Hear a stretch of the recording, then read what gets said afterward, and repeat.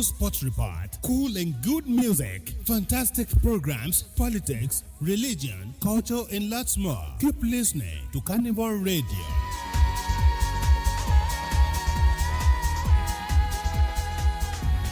Carnival Radio, enjoyment unlimited. The number one hit music station. This is Carnival Radio. All the hits. Enjoyment unlimited. Number one hit music station. This is Carnival Radio. Midday News.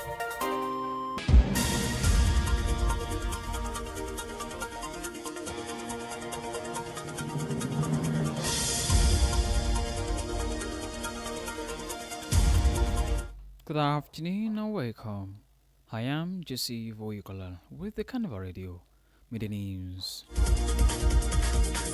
In the news this afternoon, the Oyo State government has cautioned celebrities, influencers, and residents against giving money to tout on the street. Commissioner for Environment and Water Resources, Tokunbo Wahab, issued a warning in a post on X today, Tuesday.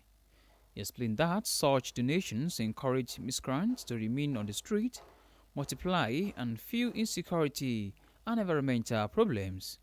Wahab stressed that what many perceive as kindness makes enforcement more difficult and heightens risk for the public. His comment followed a complaint by a resident Olukayode Ajinifuja about harassment along the Lekki-Ekpe Expressway. Meanwhile, the Oyo State Police Command has linked the recent outbreak of political violence in the state to the unauthorized use of sirens and premature camping activities by rival groups. The State Commissioner of Police, Sanin Bello, said this in Benin Kebbi while briefing newsmen after a closed-door security meeting with Governor Nasir Idris. The meeting followed an attack earlier in the day on the convoy of the African Democratic Congress leader in Kebbi State and former Minister of Justice Abubakar Malami. Malami came under attack by suspected political thugs in Benin Kebbi on Monday, just as the ADC-led coalition in Sokoto State received a major boost following mass defections from the All Progressives Congress shortly after a return to the state on a condolence visit. At the meantime, the Oyo State has banned graduation parties for the kindergarten, nursery, and primary schools in the state. The acting commissioner, Ministry of Education and Knowledge Management, Mrs. Eileen Nabatif, told newsmen today in Makurdi that the 14 schools would be sanctioned. Nabatif said schools might be closed temporarily for failure to implement the new education policy that prohibited such parties. She therefore said that the government was putting all the needed mechanisms in place to enforce the new policy. She said the new policy, which was with immediate effect, was not only people-oriented, but would also sanitize the education sector at the basic levels. It will also reduce the financial burden on parents and redirect attention to the academic development of children.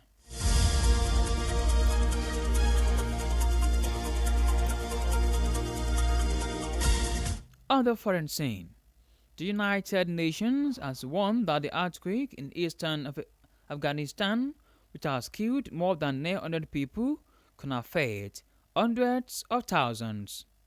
United Nations Humanitarian Coordinator Indrika Rawate said in Geneva on Tuesday that the casualty rate could rise exponentially with thousands already injured. The 6.0 magnitude quake struck remote mountainous provinces near the Pakistan border around midnight Sunday and was followed by several aftershocks. According to the U.S. Geological Survey, the epicenter was 27 kilometers from Jalalabad and just 8 kilometers deep, making it highly destructive. Most homes in the affected region are mud brick with wooden roofs, structures prone to collapse during Tremors.